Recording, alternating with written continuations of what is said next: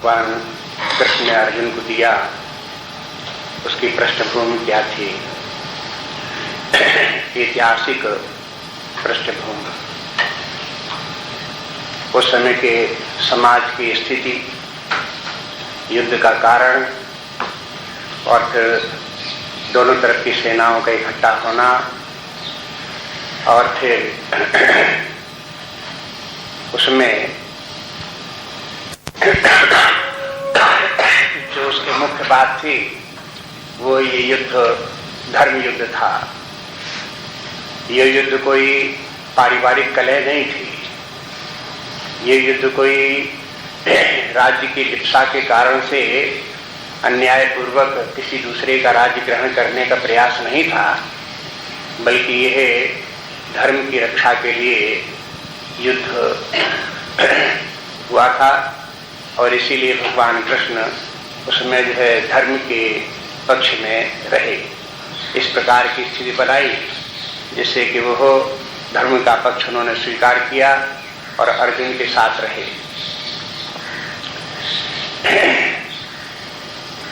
वैसे तो वेद हैं, उपनिषद हैं, जो अपने बहुत से धर्म ग्रंथ हैं, उन धर्म ग्रंथों में देखते हैं कि ये ब्रह्म विद्या का उपदेश बहुत शांत एकांत स्थान में दिया गया है। बहुत बार तो देखते हैं कि हिमालय पर्वत की घाटियों में गंगा जी के तट पर शांत एकांत स्थान में वास करने वाले व्यक्ति, उनके पास जब शिष्य लोग गए, जिज्ञासा उन्होंने की, तो वो ज्ञान उन्होंने उनको दिया। वे लोग शिष्य लोग आश्रम में रहे, गुरु की सेवा की और उनका जब चित्त शांत हुआ, एकाग्रता आई, तब यह ब्रह्म विद्या का उपदेश दिया गया है। धर्म की शिक्षा भी दी गई, गृहस्थों को धर्म की शिक्षा दी गई कि धर्म के मार्ग पर चलें, और उसके लिए भी सभाओं का आयोजन किया गया और उनको धर्माधर्म का विवेक समझाया गया। इसी प्रकार से दिखाई देता है। रामचरितमानस में भी देखते हैं प्रश्न और उत्तर के रूप में संवाद दिखाई देते हैं। याज्ञवल्क्य और भरद्वाज जी का संवाद है। प्रयागराज में बड़े शांत पूर्वक जब कुंभ का मेला समाप्त हो गया, सब लोग चले गए, तब एकांत में याज्ञवल्क्य ने भरद्वाज जी को रामकथा सुनाई। दूसरा प्रसंग देखते हैं कि शंकर जी ने पार्वती जी को यही सब कथा सुनाई। कैलाश पर्वत पर बटवृक्ष पर बैठे हुए, जब निश्चिंत बैठे हुए थे, कोई कार्य, कोई और मानसिक तनाव इत्यादि नहीं था, उस समय शांतिपूर्वक बैठ करके भगवान की कथा सुनाई गई। गरुड़ को भी कथा सुनने को मिली काकभूषण से, तो नीलगिरी पर्वत पर जहाँ बिल्कुल एकांत शांत स्थान पर काकभूषण जी वास करते थे, वहीं उन्होंने वो कथा सुनाई। लेकिन गीता में एक विशेषता है, ये है जीवन के घनघोर अवस्था में ये ज्ञान भगवान कृष्ण ने अर्जुन को दिया। जिस समय की दोनों तरफ की सेनाएं इतनी बड़ी बड़ी खड़ी हों और युद्ध होने जा रहा हो, उस समय यह गीता का ज्ञान मानो एक नया संदेश देता है। ये इस बात का कि जो लोग ये समझते हैं कि जब तक हम अपने व्यवहारिक जीवन से या गृहस्थ जीवन से या संसारी जीवन से पलायन न करें, छुट्टी न पावें, या वृद्धावस्था जब तक न आवे, या इसको छोड़ करके हम चले न जाएं, तब तक ये ब्रह्म विद्या हम नहीं सीख सकते। उस धारणा को ये श्रीमद् भगवद गीता निर्मूल कर देता है। अगर ऐसा कदाचित होता तो भगवान कृष्ण अर्जुन से यही कहते कि तुमको जो मोह हो गया उसको दूर करने के लिए अब हम युद्ध के मैदान में तो वो शिक्षा नहीं दे सकते, अब तुम चलो, हम तुमको कहीं एकांत स्थान में वहां वास करो, तब साल 2 साल में 6 साल में धीरे धीरे हम तुमको ये ज्ञान देंगे। लेकिन ऐसी स्थिति नहीं आई। ये है एक नया प्रसंग है, और ये शास्त्र अपने सूचना इस बात की देते हैं कि जो लोग बहुत काम में व्यस्त हैं, सुबह से शाम तक व्यस्त हैं, जिनके ऊपर बड़ी जिम्मेदारियां हैं, बड़े बड़े पदों पर कार्य कर रहे हैं, बड़े बड़े मैनेजमेंट इत्यादि इनको करने पड़ते हैं, उनके लिए भी यह ब्रह्म विद्या है, उनको भी ये सीखनी चाहिए और सीखी जा सकती है। कोई ऐसी कठिन बात नहीं है, असंभव बात नहीं है। इसलिए गीता में बहुत से ऐसे कारण हैं जिनके कारण से ये है हिंदू धर्म ग्रंथों में से प्रमुख स्थान श्रीमद् भगवद गीता को प्राप्त हो गया और यह अपने देश में ही नहीं विदेशों में भी आदर का पात्र बना। सारे संसार में आज सबसे ज्यादा मान्य अगर ग्रंथ है कोई तो श्रीमद् भगवद गीता ही है। ये बात दूसरी कि मुसलमान लोग अपने धर्म ग्रंथ को मुसलमान लोग ही मानते हो, उन्हीं के बीच में उसकी मान्यता हो, और बाइबल की भी मान्यता क्रिश्चियन लोगों के अपने ही उनके समुदाय के बीच में हो। लेकिन श्रीमद् भगवद गीता केवल किसी हिंदू संप्रदाय या समुदाय के बीच का ही ग्रंथ नहीं है, ये समस्त जितने भी विचारवान व्यक्ति हैं, विद्वत जन संसार के हैं, उन सब का ये धर्म ग्रंथ है।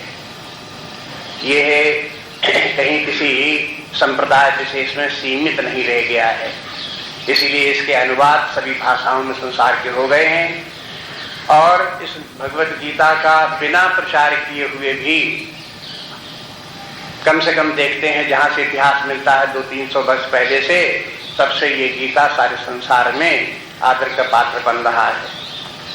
अंग्रेजों ने भी इस गीता का अध्ययन किया, एक कवि ने तो इसका बिल्कुल कविता में इसका ट्रांसलेशन कर दिया, और बहुत से अनुवाद एनी बेसेंट वगैरह ने इसके सबके अनुवाद इस गीता के इंग्लिश में किए। इंग्लिश में बहुत से अनुवाद प्राप्त हैं, और फिर और भी भाषाएं जितनी की जर्मन भाषा है, फ्रेंच भाषा है, और जितने देशों की भाषाएं तमाम हैं, उन सभी देशों में इसका अनुवाद हो गया।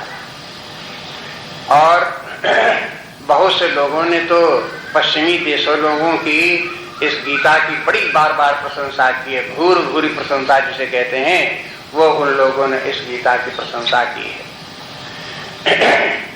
उन्होंने कहा कि इसमें जितनी ज्ञान की गहराई है, जितनी सूक्ष्मता से और तर्कसंगत बातें कही गई हैं, और जीवन के लिए ये जितनी उपयोगी हैं, इतना तो जो है ये है कहीं किसी धर्म ग्रंथ में इतनी गहराई से नहीं मिलता।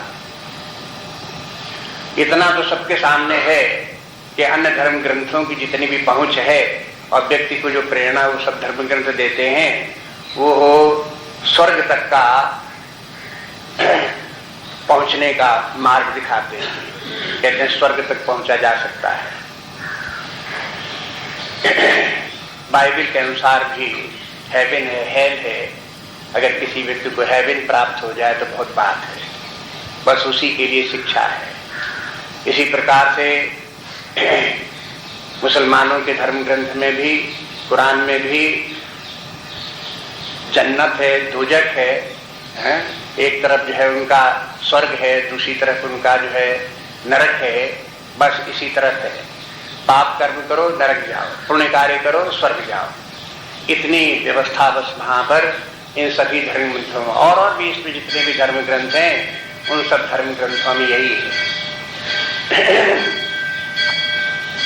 जब किसी व्यक्ति को ये समझते हैं कि बहुत महान व्यक्ति है, तो वो लोग यही सोचते हैं कि इसको शरीर छोड़ने के बाद में स्वर्ग प्राप्त होगा, वहां वास करेगा। लेकिन वहां कहीं भी परमात्मा को प्राप्त करना और मुक्त हो जाना और स्वर्ग से भी आगे निकल जाना, इस प्रकार की विचार धारणा कहीं भी नहीं मिलती। जितना कि अन्य धर्म ग्रंथों में जितनी अप्रोच है, जहां तक की पहुंच है, वो तो वेदों का जो पूर्वार्ध भाग है, जिसे कर्मकांड कहते हैं, उसी में वो पूरा हो जाता है। वेदों के कर्मकांड में भी यही है, उसमें भी शुभाशुभ धर्म क्या है, कर्म शुभ कर्म क्या है, अशुभ कर्म क्या है, अशुभ कर्मों का परिणाम क्या है, शुभ कर्मों का परिणाम क्या है, स्वर्ग क्या है, नरक क्या है, इसी का वर्णन है। कर्म कितने प्रकार के होते हैं, किन कर्मों से स्वर्ग की प्राप्ति होती, ये सब का सब वर्णन वेदों के पूर्व भाग में, पूर्व मीमांसा जिसे कहते हैं, जिसके ऊपर व्याख्या के रूप में जैमिनि ने धर्मशास्त्र की रचना की, वो भाग उतना ही है। लेकिन वेदों का जो दूसरा भाग, उत्तर भाग है, जो आधा कर्मकांड का भाग पूरा हो गया, उसके बाद उत्तरार्ध भाग जो है वो ज्ञान कांड है। और उस ज्ञान के द्वारा व्यक्ति जिस महिमा को प्राप्त कर सकता है वो अद्वितीय है। ये बात भारतीय हिंदू संस्कृति में ही ये बात उपलब्ध है, अन्यत्र कहीं इस प्रकार से नहीं है।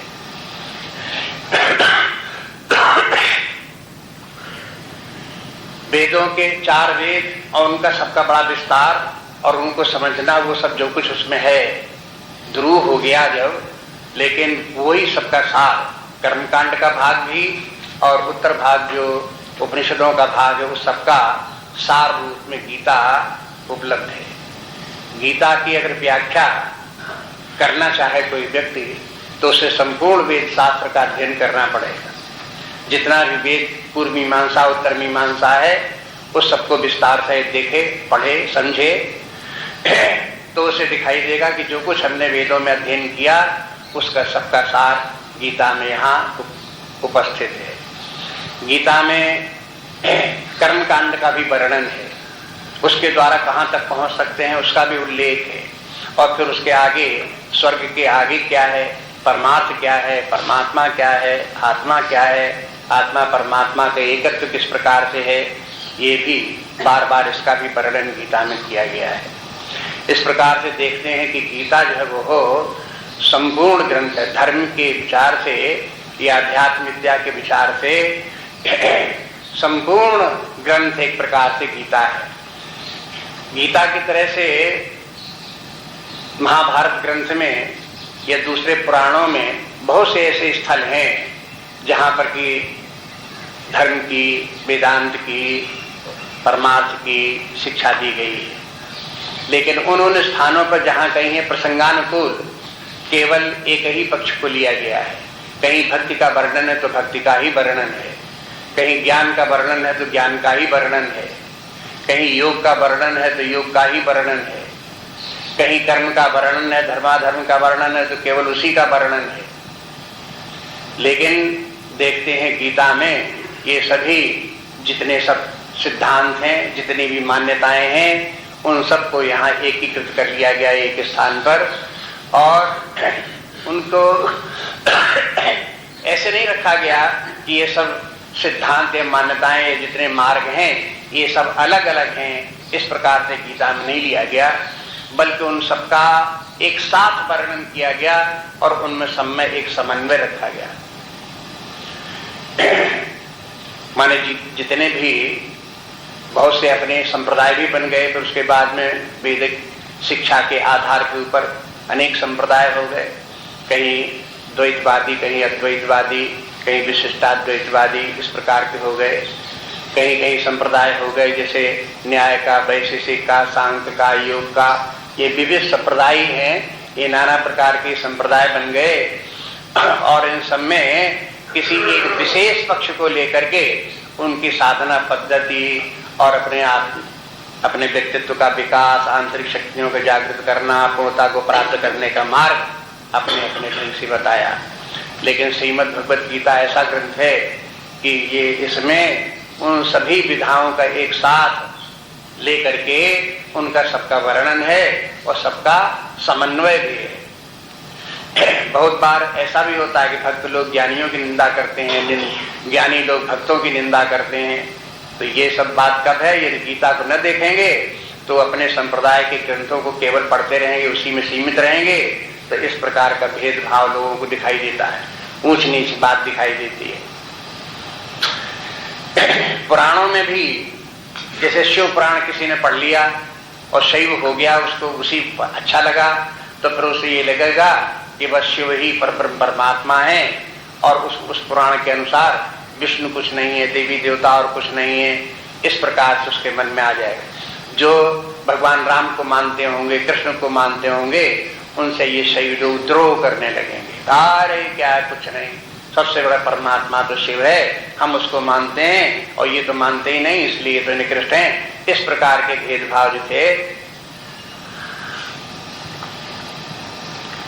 वो बीच बीच में होते रहे, लेकिन उनका कारण क्या था? क्योंकि वो सांप्रदायिक शिक्षा थी उनकी। एक विशेष संप्रदाय की जब शिक्षा मिली तो व्यक्ति उसी के भीतर सीमित रह करके अन्य संप्रदायों से तालमेल नहीं रख सका।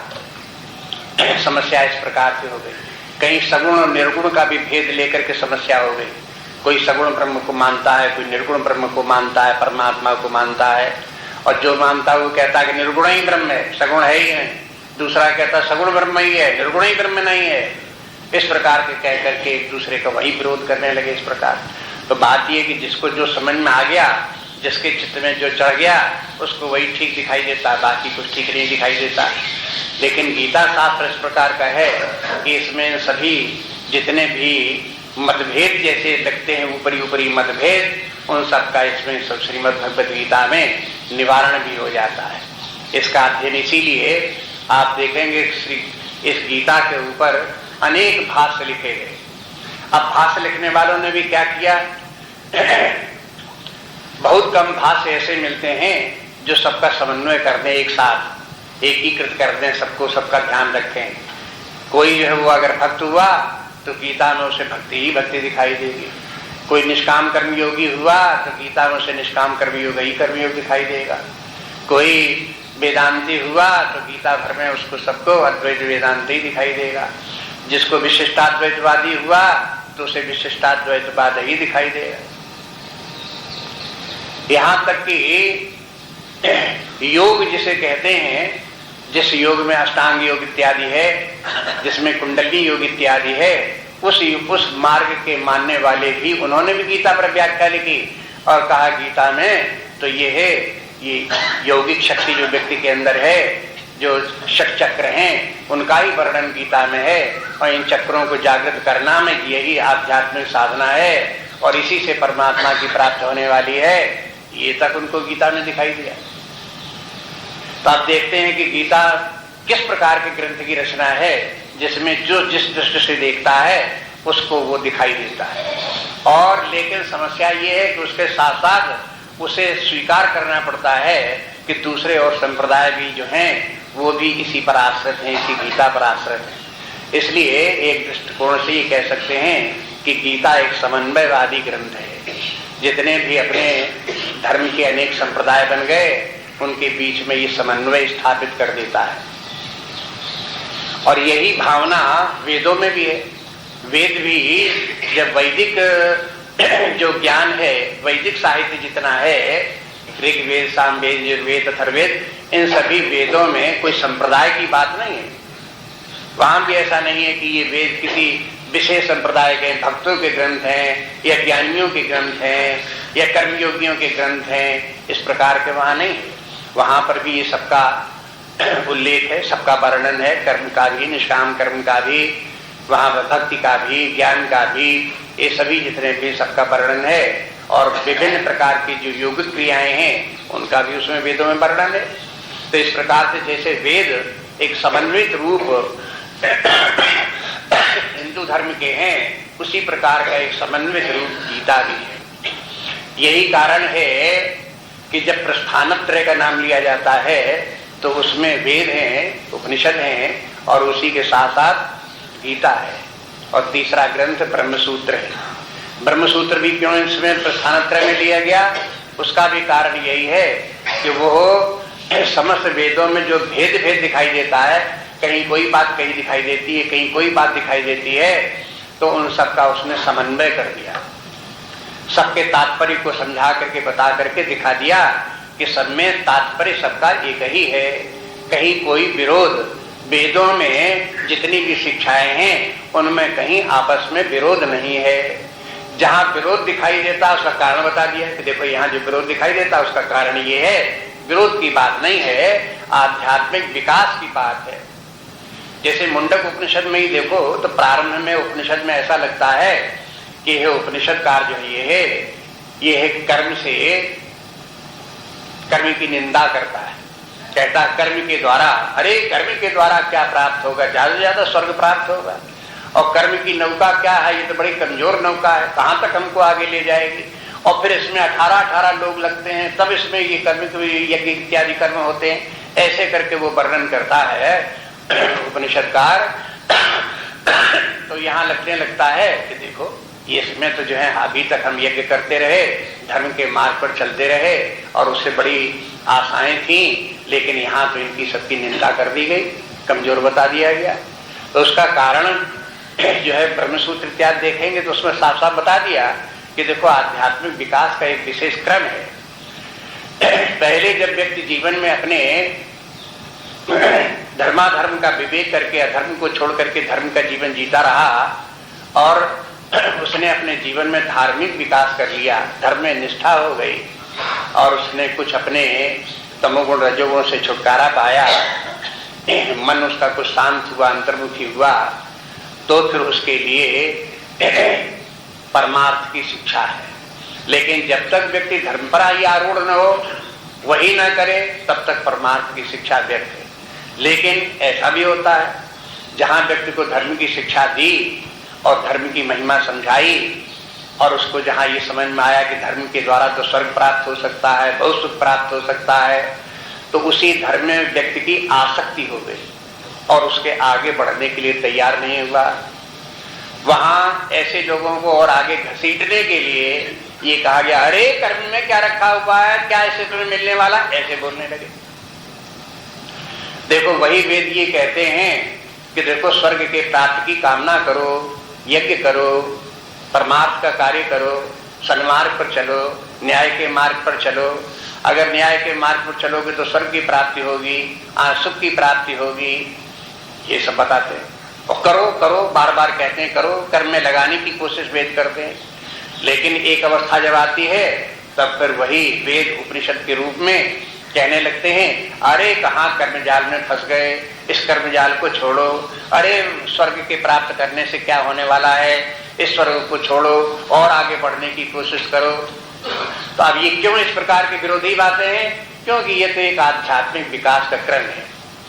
गुरुदेव ने इसी प्रकार की इसकी चर्चा करते हुए एक बार एक उदाहरण दिया कि जैसे स्कूल की कक्षाएं हैं,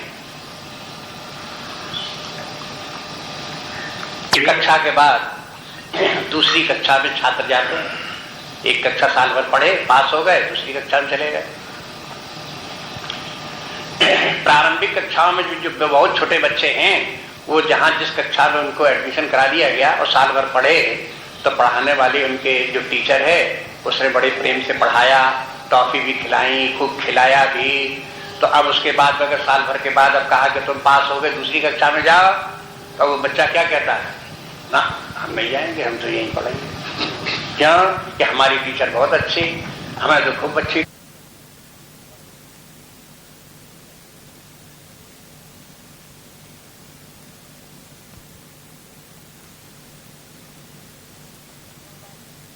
जाओ उसमें भी पढ़ो अब आगे। तो उनकी तरफ देखेगा, ऐसा लगेगा कि ये तो कोई अपरिचित कोई टीचर है, उससे हमको क्या लेना देना है, और उसकी तरफ हाथ नहीं मिलाए, फिर वो अपने उसी कक्षा में बैठने की कोशिश करेगा।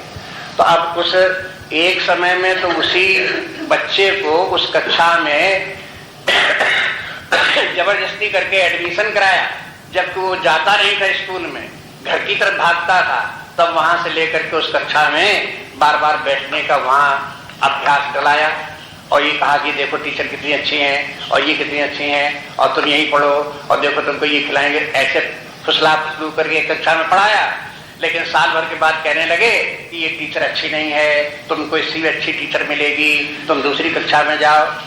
तो ये उल्टी उल्टी बात, विरोधी बातें क्यों बोली जा रही?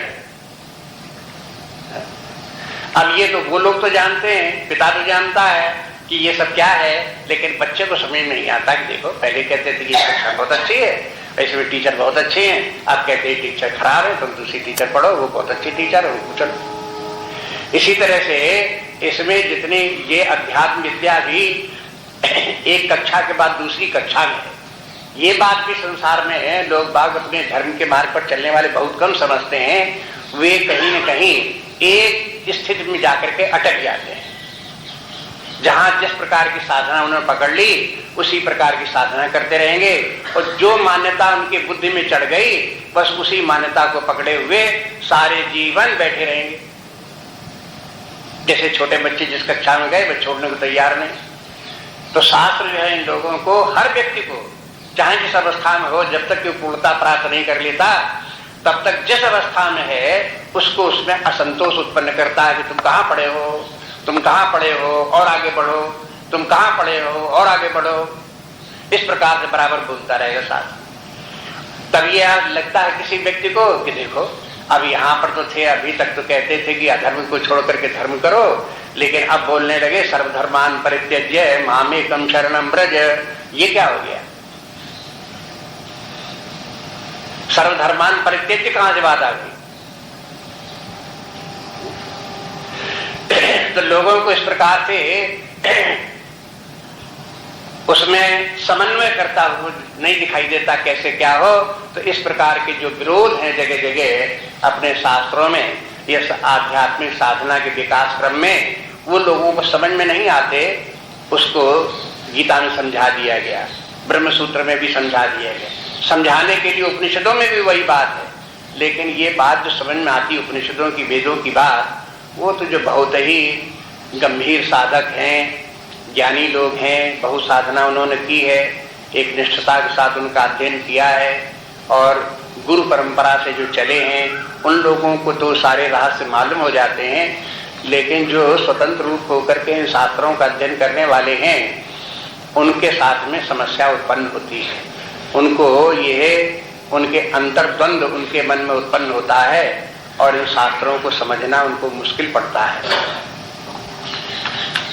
इसलिए आप देखेंगे कि अपने धर्म ग्रंथ तो बहुत से हैं, लेकिन इन सब धर्म ग्रंथों में संपूर्ण वेद जिसमें कि उपनिषद सम्मिलित हैं वो संपूर्ण धर्म ग्रंथ है, और उसमें जहां विरोध दिखाई देता है उसका विरोध का निवारण करने वाला ब्रह्म सूत्र भी धर्म ग्रंथ है, और तीसरा जो है गीता है, ये भी अपना धर्म ग्रंथ है। इन तीनों को प्रस्थानत्रय कहते हैं। प्रस्थानत्रय, प्रस्थानत्रय के माने यदि कहीं कोई व्यक्ति अध्यात्म शास्त्र में मार्ग में प्रयास करना चाहता है तो उसको इसमें प्रवेश करने के लिए इन ग्रंथों का सहारा लेना चाहिए। गीता को पढ़े, इसकी सबके जो है इसमें सिद्धांतों को समझे, जीवन में धारण करे, वेदों का भी अध्ययन करे, उपनिषदों का भी अध्ययन करे, और जो का जहां कहीं भी विरोध दिखाई देता उसको समझने के लिए ब्रह्म सूत्र को भी पढ़े। इन तीनों के पढ़ने से एक दूसरे की पूर्ति हो जाती है। जो बात कमी आपको वेदों में मिलेगी वो ब्रह्म सूत्र से पूरी हो जाएगी, जो गीता में कमी मिलेगी वो ब्रह्म सूत्र से पूरी हो जाएगी, जो ब्रह्म सूत्र में कमी मिलेगी वो गीता से पूरी हो जाएगी। इस प्रकार से तीनों ग्रंथों से वो अध्यात्म विद्या के जितने पक्ष हैं उन सबकी पूर्ति इनके द्वारा हो जाती है। इसलिए गीता के स्थान, अब इसी से समझ लो कि जो प्रस्थानत्रय में गीता का स्थान प्राप्त है इसे, तो फिर गीता की महिमा अपने धर्मों के अंतर्गत भी कितनी महान है। इसीलिए जितने आचार्य हुए हैं उन सब आचार्यों ने गीता पर, ब्रह्म सूत्र पर, इनके ऊपर भाष्य लिखे हैं। प्रस्थानत्रय होने के कारण इसकी चर्चा जरूर है। इस गीता में आचार्यों ने, अब भले ही उन्होंने अपनी सांप्रदायिक व्याख्या की हो, लेकिन बिना गीता पर व्याख्या लिखे हुए कोई भी अपने संप्रदाय का निरूपण प्रतिपादन नहीं कर सका है। उसको दिखाना पड़ा है कि देखो गीता पढ़ो, इसमें हमारे संप्रदाय का वर्णन है।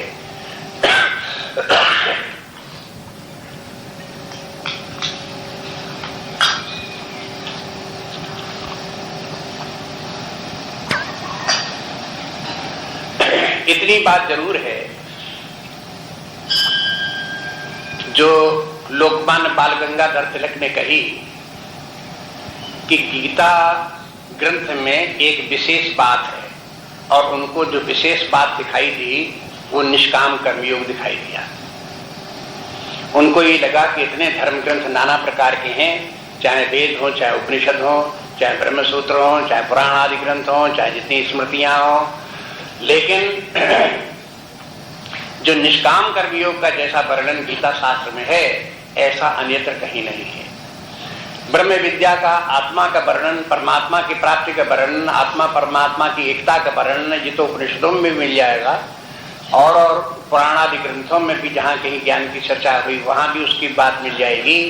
भक्ति की भी चर्चा और ग्रंथों में भी मिल जाएगी। लेकिन आप देखेंगे निष्काम कर्म का अगर कहीं वर्णन होगा तो अन्यत्र केवल सूत्र रूप में होगा। जैसे ईशावास्य उपनिषद में दूसरे तीसरे मंत्र में इस प्रकार की बात कही गई निष्काम कर्मयोग की, तो थोड़ी सी एक मंत्र में कहीं जरा सी बात कह दी गई, लेकिन निष्काम कर्मयोग का विस्तार अन्यत्र उतना नहीं मिलता जितना कि गीता शास्त्र मिलता है। तो उसी की प्रधानता को देख करके कि ये अन्यत्र नहीं है, ये है इस ग्रंथ की विशेषता है, इसलिए उन्होंने ये कहा कि श्रीमद् भगवद गीता क्या है, ये तो निष्काम कर्मयोग का ही ग्रंथ है। उसी की विशेष रूप से वर्णन है। और जिनका की वर्णन है भक्ति का, ज्ञान इत्यादि का वर्णन,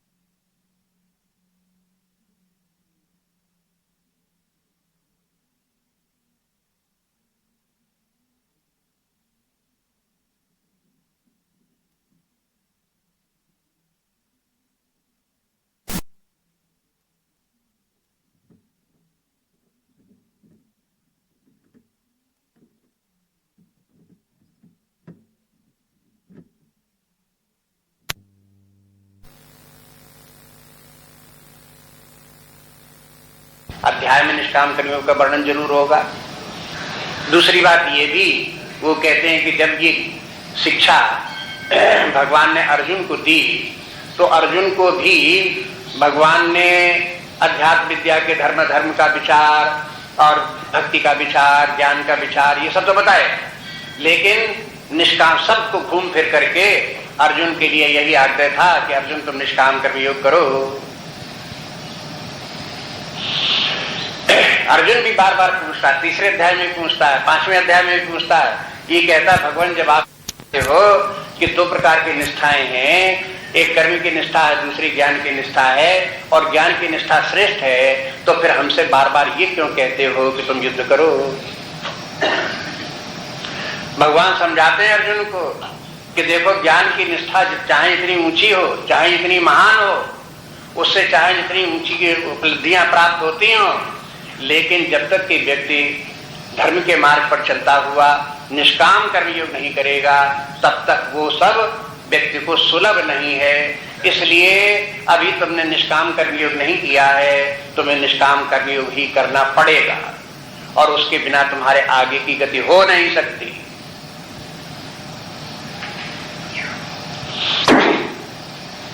बार बार गीता भर में तस्मात् उत्तिष्ठ भारत, इसलिए अर्जुन तुम उठो, युद्धाय कृत निश्चया, युद्ध का निश्चय करके उठो। मां मनुस्मर युद्ध च, ठीक है मेरा स्मरण करते रहो लेकिन करो युद्ध। तो इससे ये मालूम होता है कि भगवान ने अर्जुन को कर्म को छोड़ करके भागने नहीं दिया उस अवस्था में जब तक कि चित्त शुद्ध न हो जाए।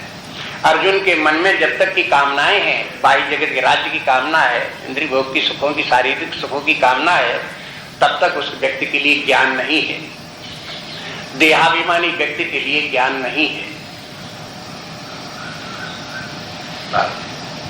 उसको तो पहले ये चाहिए कि निष्काम बने, कामनाओं को त्यागे, मन में लौकिक कामनाएं उसके न हो, इंद्रिय भोग की कामना न हो, शारीरिक सुख की कामना न हो, यश कीर्ति की कामना न हो, स्वर्ग की कामना न हो, इन सब कामनाओं को छोड़े। तो इन सब कामनाओं को छोड़े के लिए एक दूसरा शब्द बोल दिया गया, बोले कि देखो ये तो हो गया वैराग्य। तो जब वैराग्य हो गया तो कहने वैराग्यवान व्यक्ति के लिए ही ज्ञान है, वैराग्यवान ज्ञान व्यक्ति ही इस ज्ञान का, परमार्थ के ज्ञान का वही अधिकारी है। धर्म के मार्ग पर चलने वाला व्यक्ति भी यदि भौतिक सुख चाहता है, इस लोक और परलोक के सुख चाहता है, तो वो परमार्थ का अधिकारी नहीं है।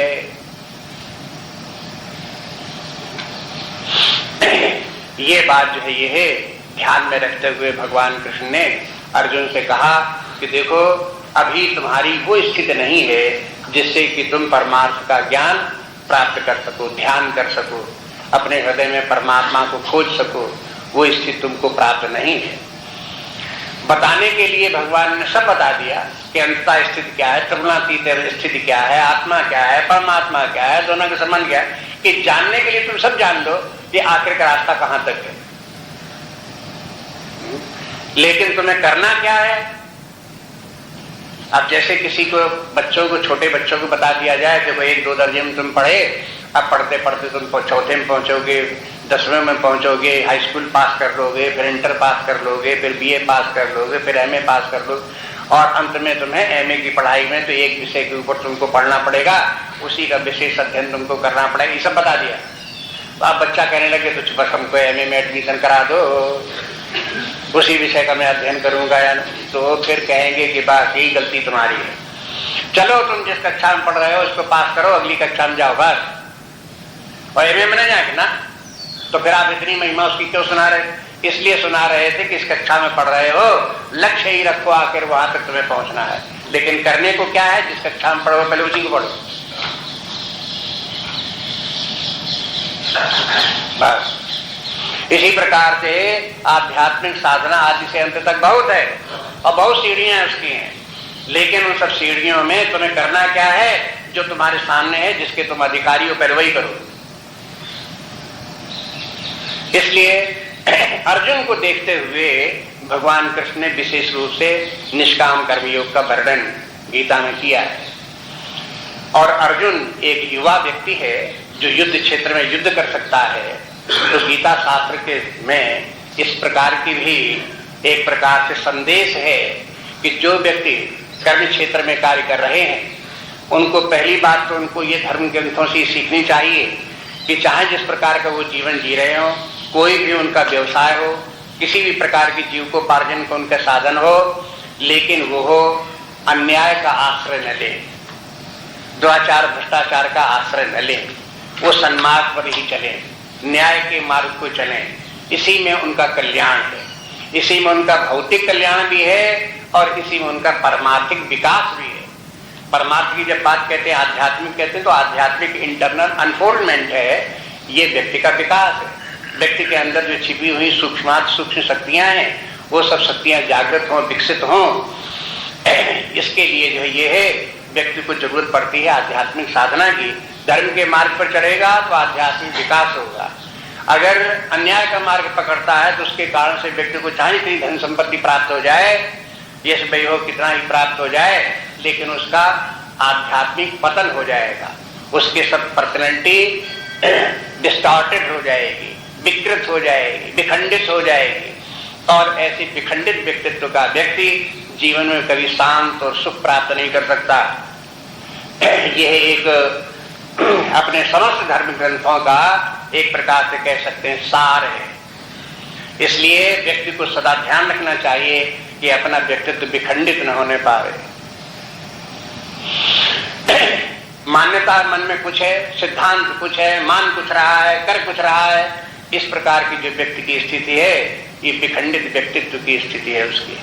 इसी के कारण से वो व्यक्ति दुर्बल होता जाता है। आध्यात्मिक पतन का एक रूप क्या है व्यक्ति का, कैसे पता चलता है? जबकि उसमें दुर्बलता दिखाई देती है। दुर्बलता किस बात की? जब उससे कहें उस व्यक्ति से कि भाई जीवन का कोई महान लक्ष्य होना चाहिए, उसके लक्ष्य के लिए जीवन जियो, उसके लिए कुछ करो। देखो संसार में कैसे कैसे महापुरुष हो गए हैं, कैसे कैसे महान कार्य उन्होंने किए हैं, कुछ तुम भी इनमें से चुनो, देखो कि तुम क्या कर सकते हो, समाज के लिए क्या कर सकते हो, लोक कल्याण के लिए क्या कार्य कर सकते हो, देखो कुछ करो। तो क्या कहता है? अरे साहब हम क्या कर सकते हैं, हम कैसे क्या करेंगे, हमें इतनी ताकत कहां। अपने भीतर से जो ये खोखलापन व्यक्ति को दिखाई देता कहां से आ रहा है? इसका कारण व्यक्ति के आध्यात्मिक पतन है। यदि आध्यात्मिक विकास होता है तो व्यक्ति के अंदर शक्ति का संचय होता है, और शक्ति तो बिना कहे ही जोर मारती है और वो निकलती है और कार्य करती है। स्वभाव है शक्ति का इस प्रकार। जिसके अंदर इस प्रकार के आध्यात्मिक विकास हुआ, शक्ति का संचय हुआ है, वो तो व्यक्ति रुक ही नहीं सकता, उसकी शक्ति तो निकलेगी और अपना कार्य करने में लगी रहेगी। उसकी कभी रास्ता नहीं देखेगा। कभी कभी लोग कहते हैं अरे साहब हमारी सेवा की कोई जरूरत हो तो बता देना। अरे बता क्या देना? कोई बताने से कोई कार्य करता है? सेवा का कार्य, सेवा का कार्य करना है तो अपने आप विचार करो, अपने आप लगो, अपने आप आगे बढ़ो। जहां रास्ता दिखाई दे, जो आपकी रुचि के अनुकूल हो, जो आपके शक्ति के अनुकूल हो, उस कार्य को करो। किसी के बताने की प्रतीक्षा करते क्यों बैठे हो? ये जो है इस प्रकार की जो शक्ति है, जिसके कारण व्यक्ति महान कार्य संसार में कर सकता है, ऐतिहासिक कार्य कर सकता है, लोक कल्याण के कार्य कर सकता है।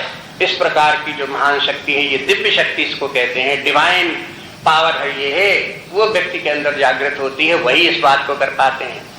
और वो कैसे जागृत होती है, यही अध्यात्म विद्या का मुख्य विषय है। और ये क्रम क्रम से जागृत होती है, एक दिन का तमाशा नहीं है। एक दिन सुन लो और दूसरे दिन से आपको वहां ताकत आ गई, मैं भी करूंगा, ऐसा नहीं होगा। जब तक ये साधना करेंगे नहीं, निरंतर लग करके बरसों बरसों जुटे नहीं रहेंगे, तब तक इस प्रकार की शक्ति आने वाली नहीं।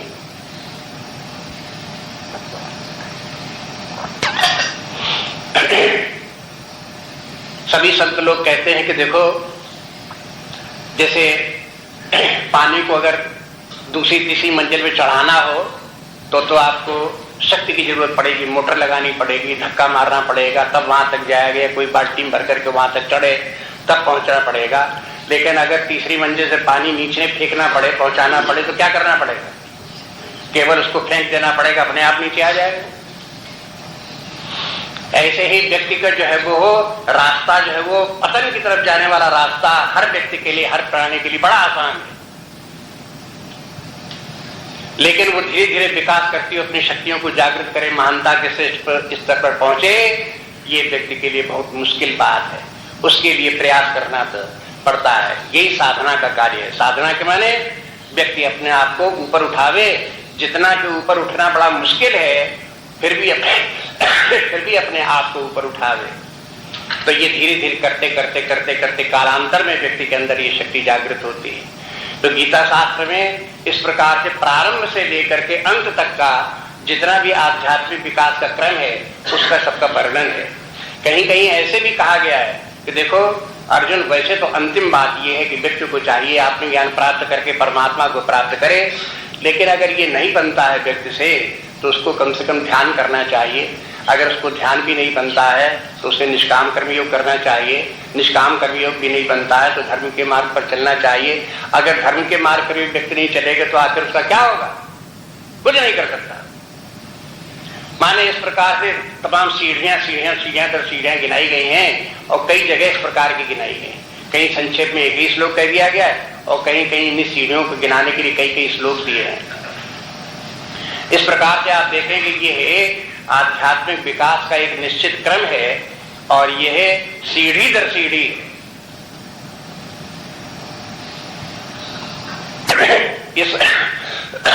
इस बात को भी गीता में इन सबका भी वर्णन कर दिया गया। और उसी के साथ साथ ये भी कि किस व्यक्ति के लिए कौन सा कितनी साधना करने के बाद उसके क्या रिजल्ट दिखाई देंगे और अगली साधना करने के बाद उसको फिर क्या रिजल्ट दिखाई देंगे, वो क्या अनुभव करेंगे अपने आप में, ये भी सब गीता में मिल जाता है। धर्म के मार्ग पर चलने वाला व्यक्ति स्वर्ग का अधिकारी बन जाता है, भौतिक सुख का अधिकारी बन जाता है, ये सब वर्णन बता दिया। निष्काम कर्मयोग करेगा तो वो व्यक्ति जो वो हो उसके सत्वगुण उसमें बढ़ जाएगा और व्यवहारिक जीवन में हर समय वो हो शांत रहेगा और उसका संतुलित मन रहेगा।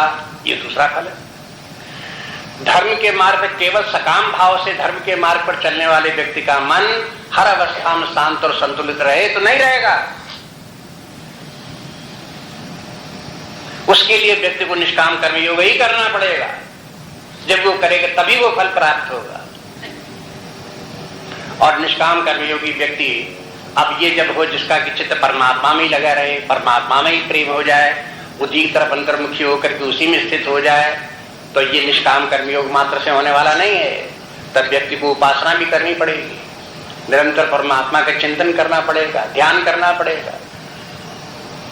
ध्यान करते करते व्यक्ति अपने हृदय में ठहरने का अभ्यास प्राप्त कर लेता है, परमात्मा में उसका प्रेम भी हो जाता है, परमात्मा की कृपा भी उसे प्राप्त होने लगती है।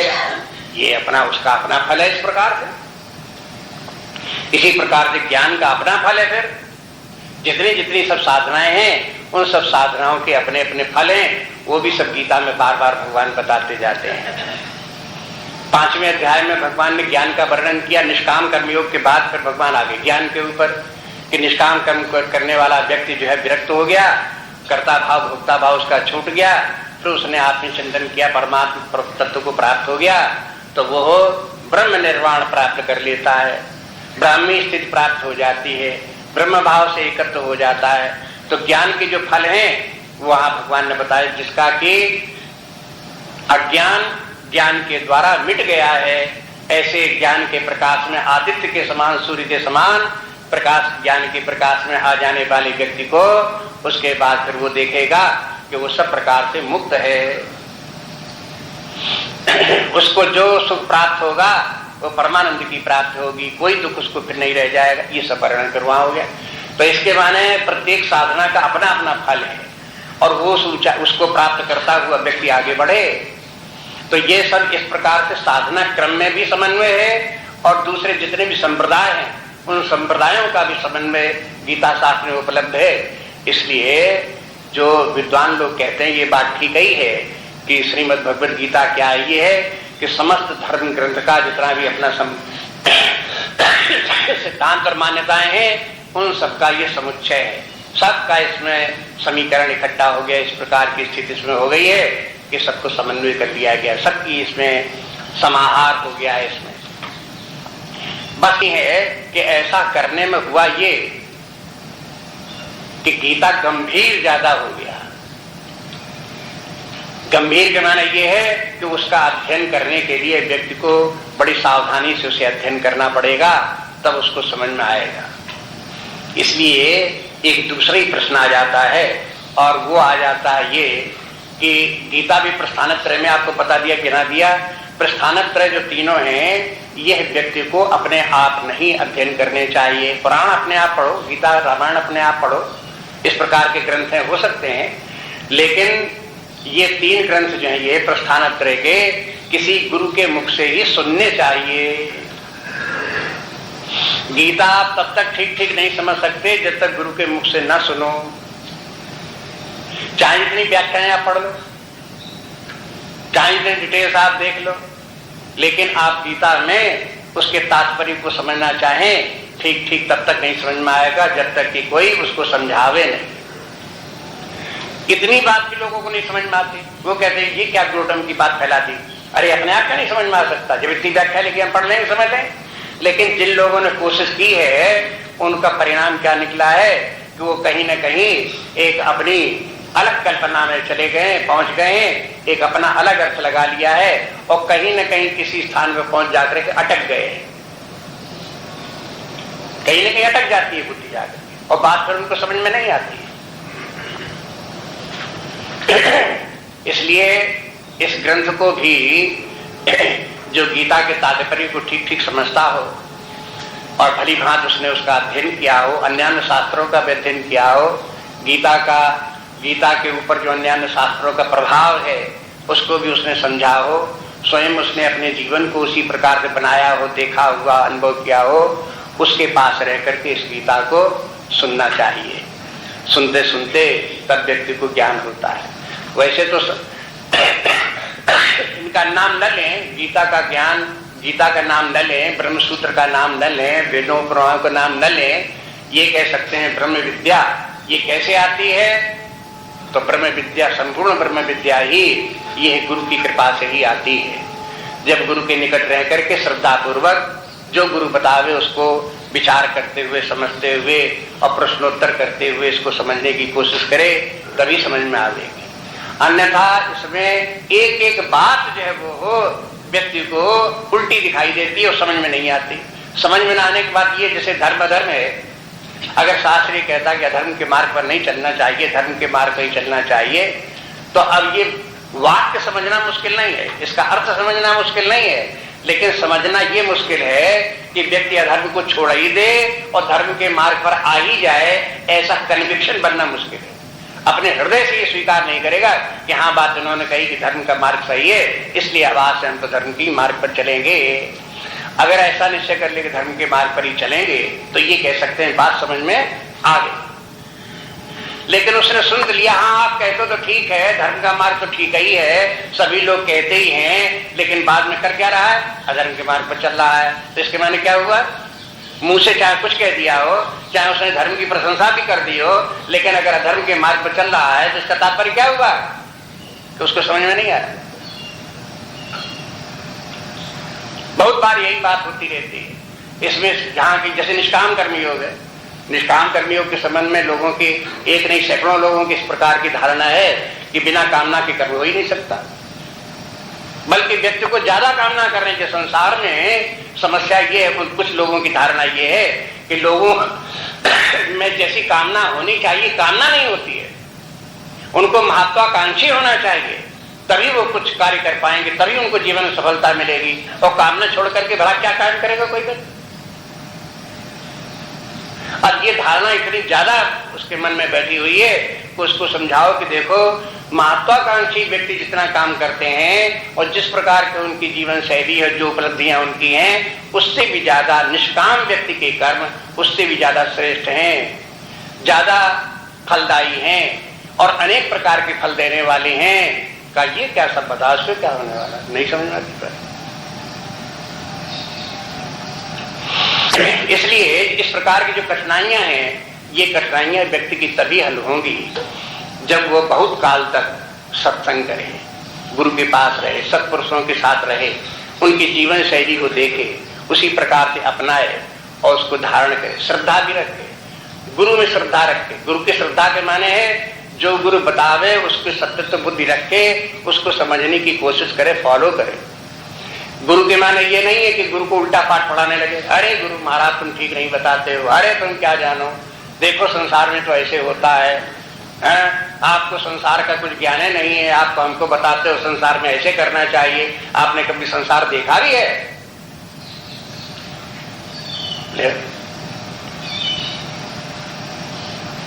अगर ऐसे ही बात थी तो जरूरत क्या थी गुरु के पास जाने की?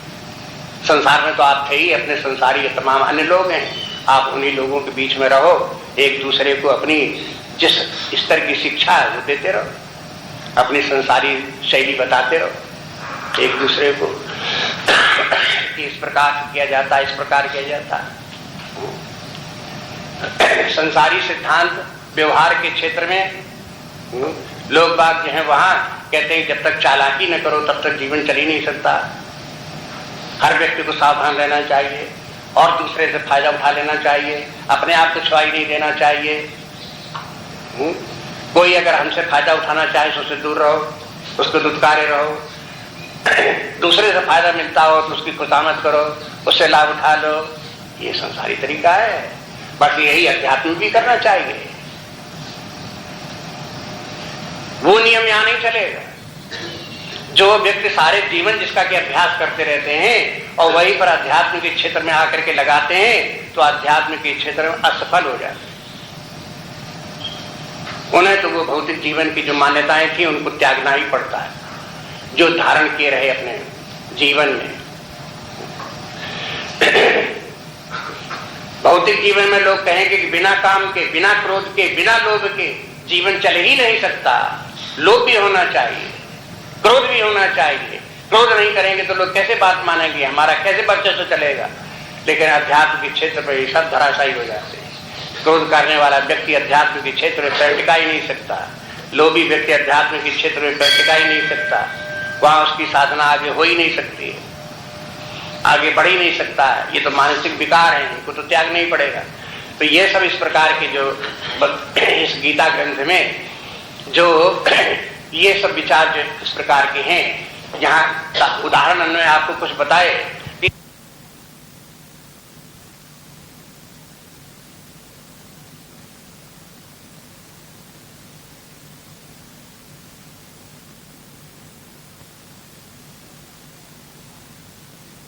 कुछ समझ में आ गया होता तो वो कहता कि दोबारा फिर हम सुनेंगे, इसमें तो बहुत अच्छी बातें हैं। जिसको कुछ नहीं समझ में आता वो कह देता मैं समझ गया इसमें क्या लिखा हुआ, पढ़ने की जरूरत नहीं। इसलिए लोगों का, विद्वानों का भी, संतों का भी ये कहना है कि गीता तो नित्य पढ़ते ही रहना चाहिए।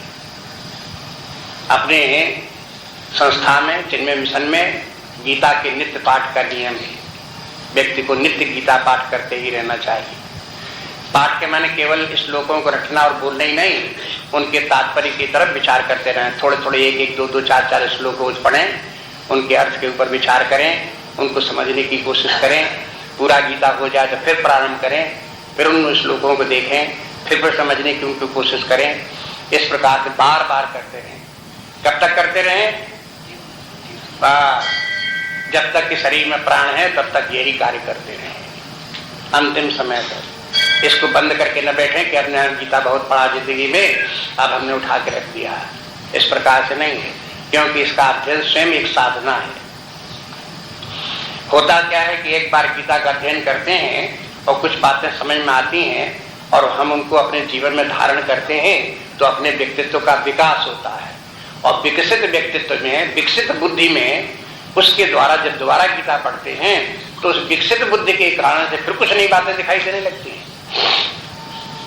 और जहां उनको हमने समझा और उनको फिर अपने जीवन में धारण किया तो वो विकास का अंत नहीं होता और विकास अपने भीतर हो जाता है। और जब उस विकास के स्तर पर पहुंचे तो दोबारा फिर पढ़ेंगे तो फिर और नई बातें सूझने लगती है। इसलिए हर बार अध्ययन करें और उसी अध्ययन के साथ साधना करते हुए अपने व्यक्तित्व का भी निरंतर विकास करते रहें और गीता का बार बार फिर अध्ययन करते रहें। अंततः गीता जो है परम लक्ष्य तक पहुंचा देगी, जो अपना अंत में आत्मा पर समस्त उपनिषदों का अंतिम प्रतिपाद्य विषय आत्मा और परमात्मा का एकत्व वही गीता का है। जैसे उपनिषदों में महावाक्य हैं, उनके द्वारा आत्मा परमात्मा का ज्ञान होता है, और जहां आत्मा परमात्मा के एकत्व का व्यक्ति को बोध हो गया, उस अवस्था में पहुंच गया, तहां उस ग्रंथ का जो लक्ष्य था वो पूरा हो गया। इसी प्रकार से गीता में भी महावाक्य हैं, आत्मा और परमात्मा के एकत्व का वर्णन गीता में भी है। और गीता में एक ही स्थान पे नहीं, हर अध्याय में आत्मा और परमात्मा के एकत्व का वर्णन है, अपने ढंग से है। बल्कि संपूर्ण गीता ही तत्वमसि महावाक्य की व्याख्या है। तो तुम असि, तत् के माने वो परब्रह्म परमात्मा और वही तुम आत्मा, दोनों एक ही हो। तीन शब्द हैं, तत्, त्वम और असि। इसमें गीता में भी जो 18 अध्याय हैं, इनको 3 भागों में बांट दो, 6 18। पहले 6 अध्याय जो है वो हो तुम पद का निरूपण करते हैं कि तुम क्या हो। दूसरे 6 अध्याय जो है वो हो तत्पद का निरूपण करते हैं कि परम तत्व परमात्मा क्या है।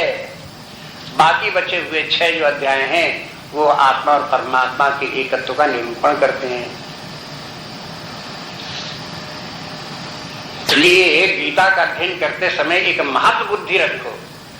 महत्व बुद्धि के माने गीता कोई एक साधारण ग्रंथ नहीं है। अगर हमने इसको समझा, जीवन में धारण किया, तो हम कहां से कहां पहुंच जाएंगे, कैसी महिमा हमको प्राप्त हो जाएगी, कैसा ज्ञान हो जाएगा, ये सब का सब जो है, और जीवन का उज्जवल रूप कैसा सुंदर हो जाएगा, ये सब इस गीता के अध्ययन से हो सकता है। अब गीता का प्रारंभ करेंगे कल से, इतना आज और